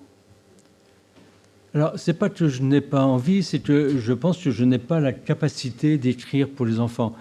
Alors, je savais raconter des histoires pour endormir mes petits-enfants, mes enfants et mes petits-enfants. Donc, ça, je sais. Oui, je sais raconter des histoires, inventer même des histoires. Mais les écrire, je n'ai pas le talent qui permettrait de le faire. Et donc, il y a des gens qui le font très bien. Donc, je n'ai pas de raison, finalement, de faire ce que je ne sais pas faire, finalement. Voilà. Donc, les adultes sont privilégiés, quand même. J'avoue que, franchement, vous avez de la chance d'être grand. Mais toi, tu as trouvé un livre pour les enfants qui était intéressant. Exactement. J'ai trouvé, c'est une histoire de graines. Donc, voilà, je reste sur la tomate. Hein. Et ça raconte le voyage des graines. Il y a plusieurs exemples dans cet ouvrage et c'est très joli. Super. Merci beaucoup, Martine. On l'applaudit parce que c'est quand même un effort d'être chroniqueur. Si vous voulez tenter votre chance un jour. On l'a vu dans la conférence, c'est beaucoup d'efforts pour ramener des graines au port. Les navigateurs se battent contre la nature. Yves-Marie nous l'a largement expliqué, le manque d'eau, les conditions de vie difficiles. Alors Félix, notre chroniqueur science, va creuser un peu cet aspect des choses. Il va revenir sur les conditions de transport des plantes durant beaucoup de siècles.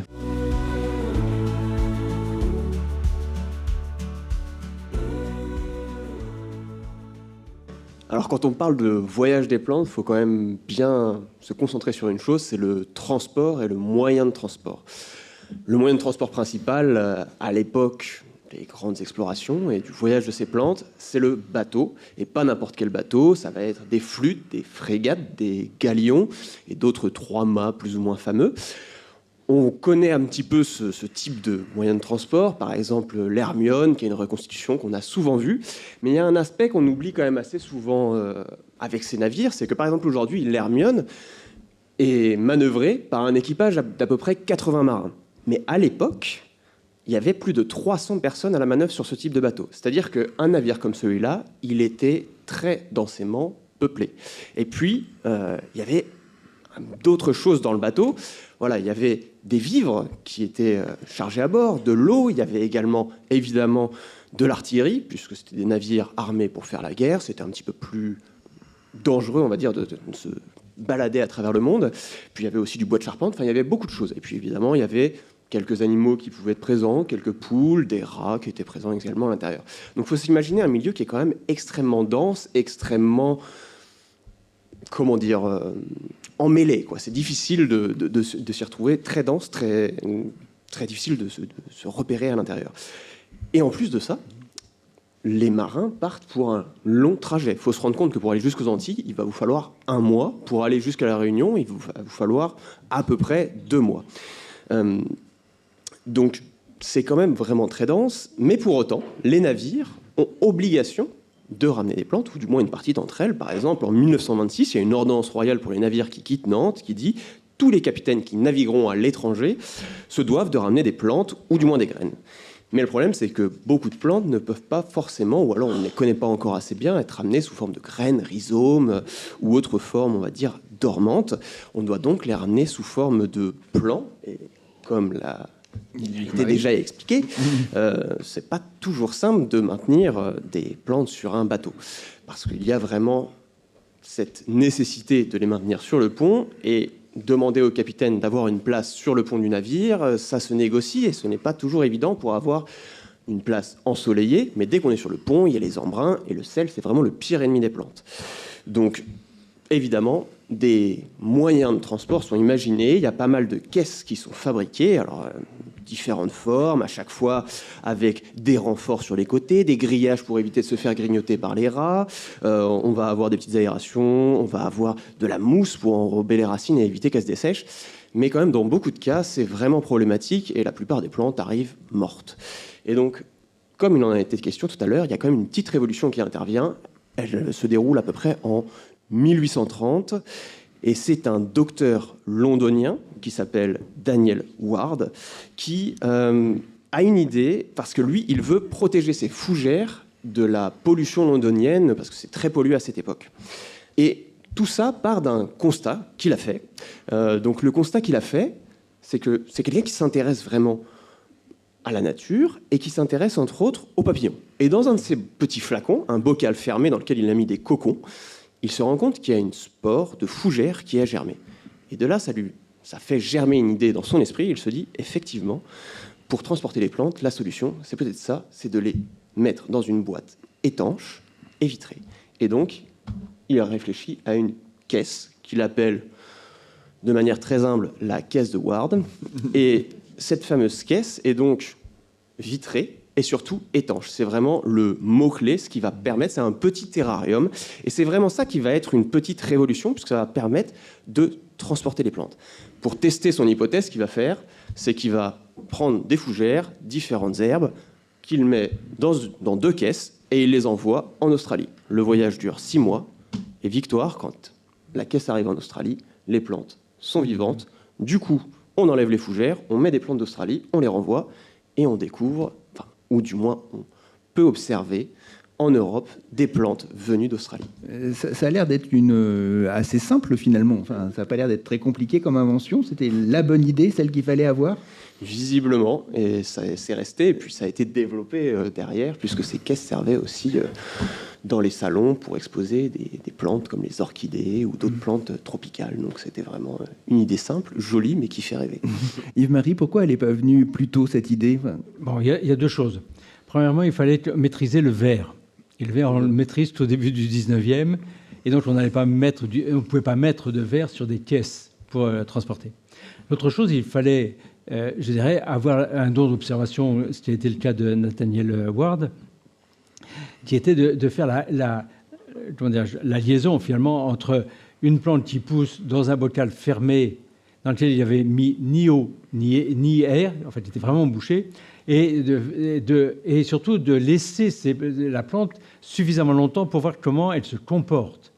Donc il y avait bien un don d'observation, et en tant que médecin, je pense qu'il était un peu habitué à ça. Et bon, voilà. Mais il faut dire que les Anglais avaient lancé des concours, je dirais, d'idées dans tous les grands clubs londoniens, pour avoir, dans ce domaine-là comme dans d'autres, pour essayer justement d'améliorer le problème du transport des plantes. Donc les plantes étaient transportées. Alors le grand intérêt, c'est que les plantes sont transportées, mais surtout l'équipage n'a plus besoin d'aller arroser ou s'assurer que les plantes sont en bon état. Bon, donc les choses se passent bien. Dire que faut quand même qu'elle reste sur le pont pour avoir de la lumière. Il faut qu'elle reste sur le pont. Et sur le plan purement sémantique, c'est resté des caisses et c'est jamais devenu des coffres. Hein, parce qu'il y a les coffres de marine, les coffres d'armement, les coffres à pharmacie, mais pour les plantes, c'est resté des caisses. Alors qu'il était bien indiqué dans les instructions que les caisses devaient être vernies de façon à ce qu'elles ne jurent pas sur la qualité du pont des navires qui étaient entretenus et surtout lavés tous les jours à l'eau de mer, ce qui a fait tuer finalement un certain nombre de plantes, puisque les terres pourrissaient par l'eau de mer qui finissait par pénétrer à l'intérieur. L'ordre bien connu sur les navires. D'ailleurs, on a tous cette image du Bounty. J'imagine que la plupart d'entre vous, d'entre nous, ont vu ce film. Est-ce que c'est une réalité de l'époque, ce voyage? Est-ce que c'était comme ça que ça se passait quand on voulait transporter des plantes? Le ou la Bounty, je ne rentrerai pas dans... C'est un cas particulier. C'est-à-dire, finalement, c'est un cas unique. Parce que... l'objectif, c'était de trouver des plantes et de ramener l'arbre à pain aux Antilles pour nourrir les esclaves.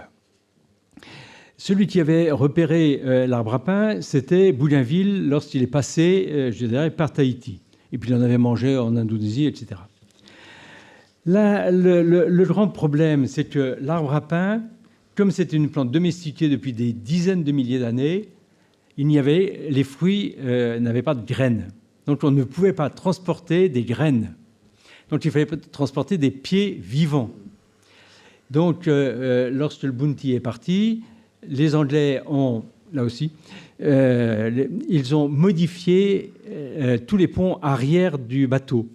Et ils ont modifié les ponts et ils ont fait 1000 trous dans les ponts qui ont été doublés de plomb pour récupérer l'eau d'arrosage. Et ils sont partis avec 1000 pots en terre qu'ils ont débarqués quand ils sont arrivés à Tahiti. Ils ont construit des ombrières. Ils sont partis avec les Tahitiens chercher 1000 plantes qu'ils ont mis dans les pots. Ils sont restés plusieurs semaines, plusieurs mois, je crois, à attendre pour voir les plantes qu'ils prenaient ou qu'ils ne prenaient pas. Et il y en a 800 qui ont été rembarquées, qui ne sont jamais arrivées, et pour cause. Mais il faut quand même savoir que Bligh, le commandant, est reparti est rentré en Angleterre malgré tout, et il est reparti avec un navire chercher les plantes dans un navire tout à fait ordinaire et non plus dans un navire qui avait été conçu et nettoyé, qui avait été fait. Et autre chose quand même qui est intéressante pour Bligh, c'est qu'il a voulu aller à Tahiti en passant par le Cap Horn. Et il n'a jamais pu franchir le Cap Horn. Il est resté 1 mois à essayer de franchir le Cap Horn. Et ne pouvant pas franchir, il est reparti sur Tahiti en sens inverse. Et donc ça peut expliquer finalement aussi qu'il a été très rude avec son équipage, qu'il devait en avoir un peu assez d'avoir fait tout ce voyage et qui a duré finalement d'une façon extraordinaire, en termes de temps. Ouais. Donc voilà. Et donc les arbres à pain sont bien arrivés, ont été distribués dans les îles des Antilles et sur les plusieurs centaines, je crois que c'est 600 qui sont arrivés, il y en a 3 qui sont arrivés à Kew, dans les collections justement du jardin botanique de Kew. Tout le reste a été distribué sur les Antilles et la Guyane. Alors on imagine bien à quel point la vie des botanistes de cette époque devait être dangereuse. C'est l'objet de la 2e chronique justement de Félix qui va nous raconter, en prenant un exemple, à quel point cette vie est une vie d'aventurier. 2e chronique Science.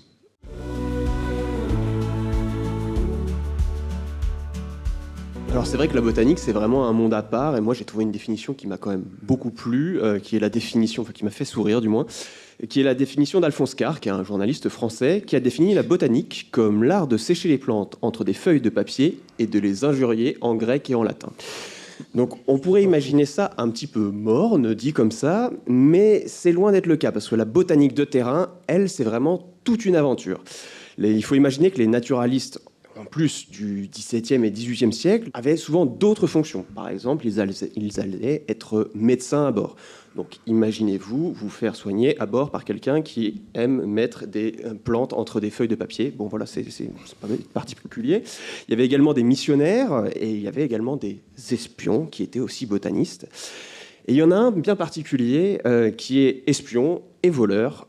C'est le cas de Robert Fortune. Robert Fortune, c'est un botaniste écossais qui se voit attribuer une mission de la plus haute importance. Son but, c'est de ramener le thé dont les Chinois, à l'époque, ont le monopole exclusif. Le thé vient forcément de Chine et personne d'autre n'a le thé.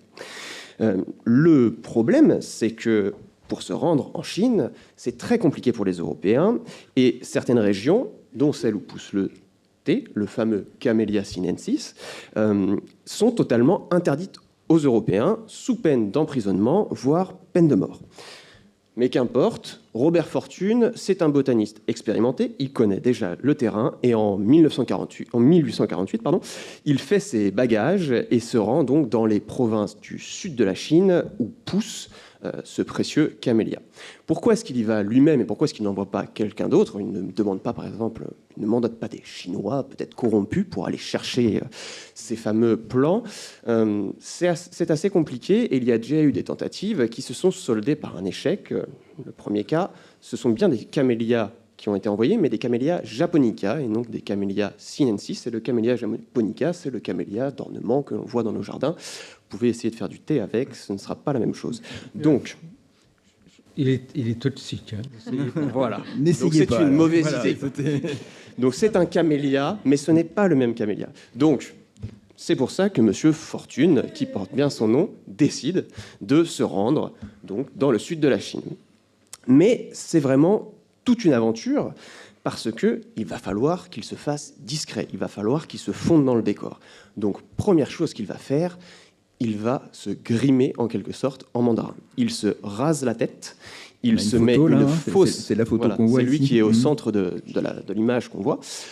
Il se met une petite natte derrière et, accoutumé de la sorte, il s'engage dans le cœur de la Chine et donc traverse la Chine par les voies fluviales. Donc c'est vraiment toute une aventure en bateau, une aventure qui est quand même très compliquée. Par exemple, pour plusieurs raisons. La première, c'est qu'il ne parle pas un mot de mandarin. Il est donc accompagné de deux Chinois, à ce moment-là, qui l'accompagnent et qui vont le guider, l'aider dans son périple. Mais c'est assez drôle parce qu'il ne parle donc pas un mot et à chaque fois, on reconnaît qu'il a quand même une tête qui n'est pas d'ici. Et donc, il est régulièrement présenté comme un seigneur étranger qui vient d'au-delà la muraille de Chine. Il se présente comme ça. Il a tout un périple qui est compliqué. Sur son bateau, entre autres, ils se font attaquer par des pirates, voler la voile de leur bateau. C'est assez compliqué. Mais il arrive quand même, dans les fameuses montagnes, à trouver le précieux thé. Et là, il envoie son premier colis en Inde pour l'implanter dans les colonies anglaises. Mais ça échoue. Les graines pourrissent pendant le voyage. Il est obligé de retenter l'expérience et s'y prend avec donc les fameuses caisses de Ward qui vont lui servir à envoyer ces graines, ces plants qui vont derrière pouvoir pousser, être implantés sur les contreforts de l'Himalaya. Et c'est ainsi que le monopole des Chinois est rompu. Et au final, le thé que nous dégustons aujourd'hui a pu arriver dans nos tasses grâce un petit peu à ce monsieur voleur, ce botaniste voleur. Mais il y a aussi une autre histoire, en fait. Oui, parce que, enfin, il s'avère que j'ai une autre histoire et d'autres dates. C'est-à-dire que finalement, a priori, ce ne sont pas les Anglais qui les premiers ont, je dirais, volé le thé. Alors, les Chinois, finalement, c'était simple. Il y avait les lieux de culture, les lieux de transformation des feuilles et les lieux de vente. Et les Chinois eux-mêmes n'avaient pas le droit de passer de l'un dans l'autre, sauf ceux qui étaient autorisés. Donc, c'est la raison pour laquelle ça a été très très long avant de savoir. Mais il s'avère finalement que les Portugais, dès le XVIIIe siècle, avaient installé au Cap-Vert des plantations de thé. Et en 1839, c'est-à-dire avant l'aventure de Fortune, un ministre français a envoyé des botanistes du muséum au Brésil pour aller voir comment les Brésiliens cultivaient le thé et surtout transformait les feuilles pour faire du thé buvable et consommable. Et ça, on est en 1839. Et les deux botanistes techniciens sont revenus, et il faut le savoir que 3000 pieds de thé et de 2000 de graines sont arrivés dans 18 caisses sur les quais de Brest en 1839. Et l'un des objectifs, c'était finalement d'implanter la culture du thé en Bretagne, puisqu'il avait été considéré que le climat de Finistère était assez similaire, ou pouvait être assez similaire au climat qu'il pouvait y avoir dans la région de Rio de Janeiro. Je ne pense que... Bon. Une erreur d'appréciation, peut-être. Erreur d'appréciation qui a quand même été relevée, dans la mesure où il y a quand même plusieurs dizaines d'hectares de culture de thé en Bretagne à l'heure actuelle. Bon. Enfin, toujours est-il que ces thés sont bien arrivés à Brest. Comme la France est un pays centralisateur, bon, il fallait que ces pieds remontent à Paris, au Jardin des Plantes, pour être redistribués. Ils sont bien remontés après des vicissitudes parce que personne ne voulait les transporter. Et moi, je n'ai jamais vu le moindre écrit sur les thés rendus au Jardin des Plantes. Je pense que les jardiniers ont dû dire il y a trop de caisses, on ne regarde pas ça, on les laisse.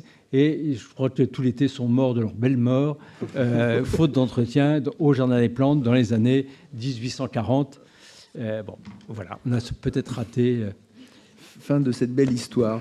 En tout cas, quand on étudie l'immigration végétale, c'est souvent étonnant de voir à quel point l'histoire des plantes se confond à celle des hommes. Et justement, l'histoire des hommes, c'est le travail des anthropologues. Alors, nous allons recevoir une anthropologue du CNRS qui va nous faire un lien entre l'histoire des plantes et l'histoire des hommes, notamment au niveau du vocabulaire. Émilie, c'est à toi.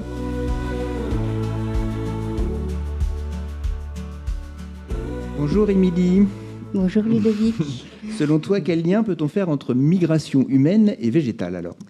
Alors moi ce soir j'arrive avec ma casquette d'anthropologue. Et donc pour pouvoir répondre à cette question, je voudrais commencer par reprendre une idée que Yves-Marie Alain a évoquée au tout début de son intervention, où il disait finalement ces histoires de classification, c'est très difficile de dire est-ce qu'une plante elle est... locale, indigène, naturalisée, tout dépend du point de vue, de l'époque, etc. Et il allait plus loin, il a dit, et même toutes ces questions, finalement, impactent le vivant dans son ensemble, c'est-à-dire ça inclut les plantes, mais c'est aussi la manière dont on classe les animaux, et les animaux à deux pattes, c'est-à-dire les humains. Et donc, en fait, si on prend cette idée-là et qu'on l'étend un petit peu, on arrive sur cette question de la classification et de la manière dont finalement nous, les sociétés, comment chaque société va considérer l'autre et l'ailleurs à travers le prisme du végétal. Et en France notamment, c'est assez intéressant parce que quand on parle de migration humaine, en fait, on utilise sans arrêt du vocabulaire qui est du vocabulaire de plantes. Par exemple, on va parler d'une personne, par exemple, si on parle d'une migration forcée ou non choisie, une personne qui va être déracinée, racine. Ou alors, une personne va au contraire s'acclimater dans le nouveau territoire où elle arrive et on va dire qu'elle s'enracine dans un lieu. Donc là aussi, l'idée de la racine de la plante. On va aussi parler, une personne va s'acclimater. Donc l'acclimatation, c'est ce qui a été évoqué plus tôt. Donc c'était la manière dont on faisait en sorte, dans des serres ou en terre, pour que des plantes qui arrivent dans des nouveaux lieux puissent s'adapter au climat. Donc voilà, on voit en fait que dans le vocabulaire que nous, les Français, on emploie pour parler de phénomènes migratoires qui concernent des humains, on reprend tout ce vocabulaire en fait lié au monde du végétal. Alors j'ai peut-être oublié d'autres termes auxquels vous pourriez penser. Il y a déjà la naturalisation, puisqu'on Exactement. parle de plantes naturalisées. Alors là, c'est quand on parle des plantes à travers du vocabulaire des migrations humaines. Alors justement, oui, parce que c'est ça, l'inverse est vrai aussi finalement. On peut utiliser le vocabulaire des hommes pour l'associer au vocabulaire végétal. Exactement. Par exemple, on va aussi transposer donc des termes utilisés pour parler des migrations humaines sur le végétal. Donc il y a, comme Yves-Marie-Alain le disait tout de suite, l'idée d'une naturalisation d'une plante. Donc c'est un terme administratif pour parler d'une personne qui va prendre la nationalité du pays d'accueil. Mais aussi on a l'idée d'une colonisation par les plantes de certains territoires. Donc là aussi l'idée de colonie, colonisation, de colon. Et en fait, toutes ces vocables, ces vocabulaires, toute cette sémantique, en fait, elle va être... et tout cet imaginaire qui vient avec cette sémantique va être mobilisé quand on parle des plantes invasives. L'idée de l'invasion, des pestes végétales, comme disent les Anglais. Et donc, là aussi, quand on parle, notamment quand on veut évoquer l'origine, enfin en tout cas des communautés de plantes qu'on considère indésirables à un moment donné, on va aussi mobiliser tout ce vocabulaire qui renvoie à cette idée d'une invasion de l'étranger qui arrive sur un sol et qui est en fait nocif et non désiré dans le lieu. Sauf que finalement, eh bien, comme disait Yves-Marie, lui il a employé le terme, il disait c'est plutôt un débat philosophique davantage qu'un débat biologique, et donc philosophique ou moi je dirais politique. Et donc c'est assez intéressant de voir la manière dont différents acteurs, mais les scientifiques aussi, en fait, on va employer ces termes sans forcément les remettre en question et sans forcément voir toute la portée politique et toute la sémantique qui est très chargée, qui vient avec l'usage de ces différents termes. Yves-Marie, c'est un point de vue à nuancer, à ton avis ? Le point de vue, je pense que c'est surtout le regard que l'on a sur les végétaux. Il faut bien qu'il y ait un vocabulaire. Alors ce vocabulaire, il est en effet... Alors, il y a deux choses. C'est qu'une grande partie du vocabulaire, une partie du vocabulaire scientifique est repris par le politique, et à ce moment-là, on a un dévoiement finalement du vocabulaire. Ça va être le cas du mot environnement, c'est le cas de biodiversité, où c'est des mots fourre-tout finalement sur lesquels on réunit tout le monde, et donc tout le monde est d'accord parce que finalement on ne définit pas le terme et on ne définit pas son contour. Donc dans une conversation, il y a un mot en botanique qui est extraordinaire, sur lequel tout le monde est d'accord, parce que personne ne le définit, et donc on ne sait pas de quoi on parle, c'est le mot taxon. Un taxon, c'est l'unité taxonomique. Donc une fois qu'on a dit ça, on n'a pas dit grand-chose. Mais quand dans une serre ou dans une collection de végétaux, vous dites j'ai 25 espèces, 30 sous-espèces et puis 40 variétés, il y a toujours quelqu'un qui va vous dire non, ce n'est pas 25 espèces que vous avez 24 espèces et vous avez 32 sous-espèces, parce que... Bon, etc. Lorsque vous parlez de taxon, tout le monde est d'accord, puisqu'on n'a pas défini l'unité taxonomique. Et si on prend un certain nombre de mots, je dirais, qui sortent du registre scientifique pour passer dans un registre plus politique, d'une façon générale, on ne les définit pas. Et le terme de biodiversité, d'abord, c'est la diversité biologique.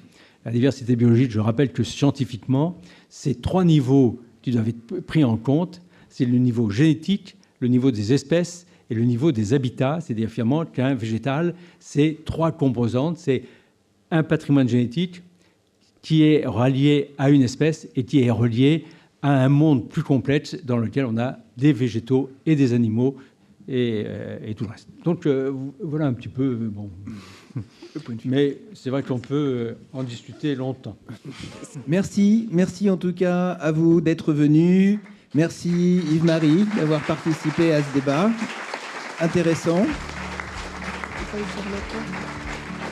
Voilà, j'espère que ça vous a plu, ce format original.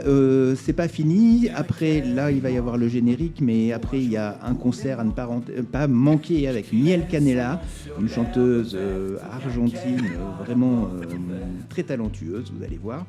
En tout cas, vous pouvez, là, le concert va commencer d'ici une trentaine de minutes. Vous pouvez aller dans l'espace intérieur, prendre des tickets pour acheter, si vous voulez, des acras ou de quoi boire. Et sinon, oui, une information importante, pensez qu'on est aussi sur les réseaux sociaux. Donc, allez-y, YouTube, Secret de Nature, Instagram, likez, et puis vous verrez tout ce qui a été enregistré ce soir qui sera diffusé très prochainement. Merci à vous, et à bientôt, et peut-être demain, parce que ça continue encore demain.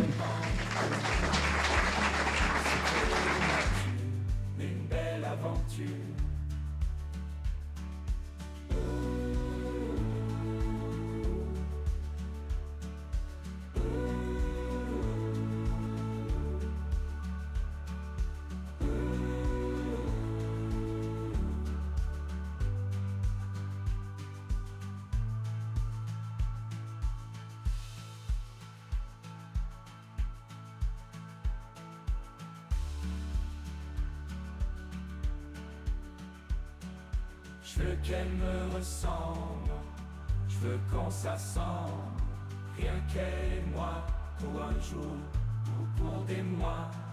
J'écrirai son nom sur l'herbe verte, rien qu'elle et moi, la porte ouverte. Sur mon visage je sens ton souffle, sur ma peau la chaleur de ta bouche. Tes graines volent et je m'envole. Vol, vol, les courbes de tes pollens, si belles et si lointaines. J'aime tes petits et grands secrets, si bien cachés au fond des prés. Tu es ma nature, tellement mature, avec ses secrets tellement cachés. Secrets de nature tellement purs, secrets de nature, une belle aventure.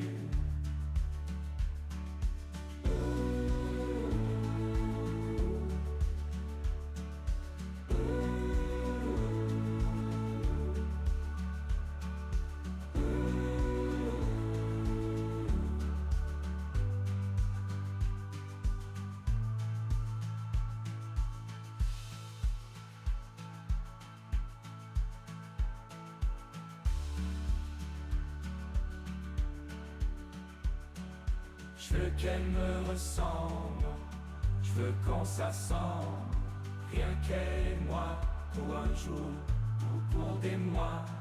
J'écrirai son nom sur l'herbe verte, rien qu'elle et moi, la porte ouverte. Sur mon visage je sens ton souffle, sur ma peau la chaleur de ta bouche. Tes graines volent et je m'envole. Vol, vol, les courbes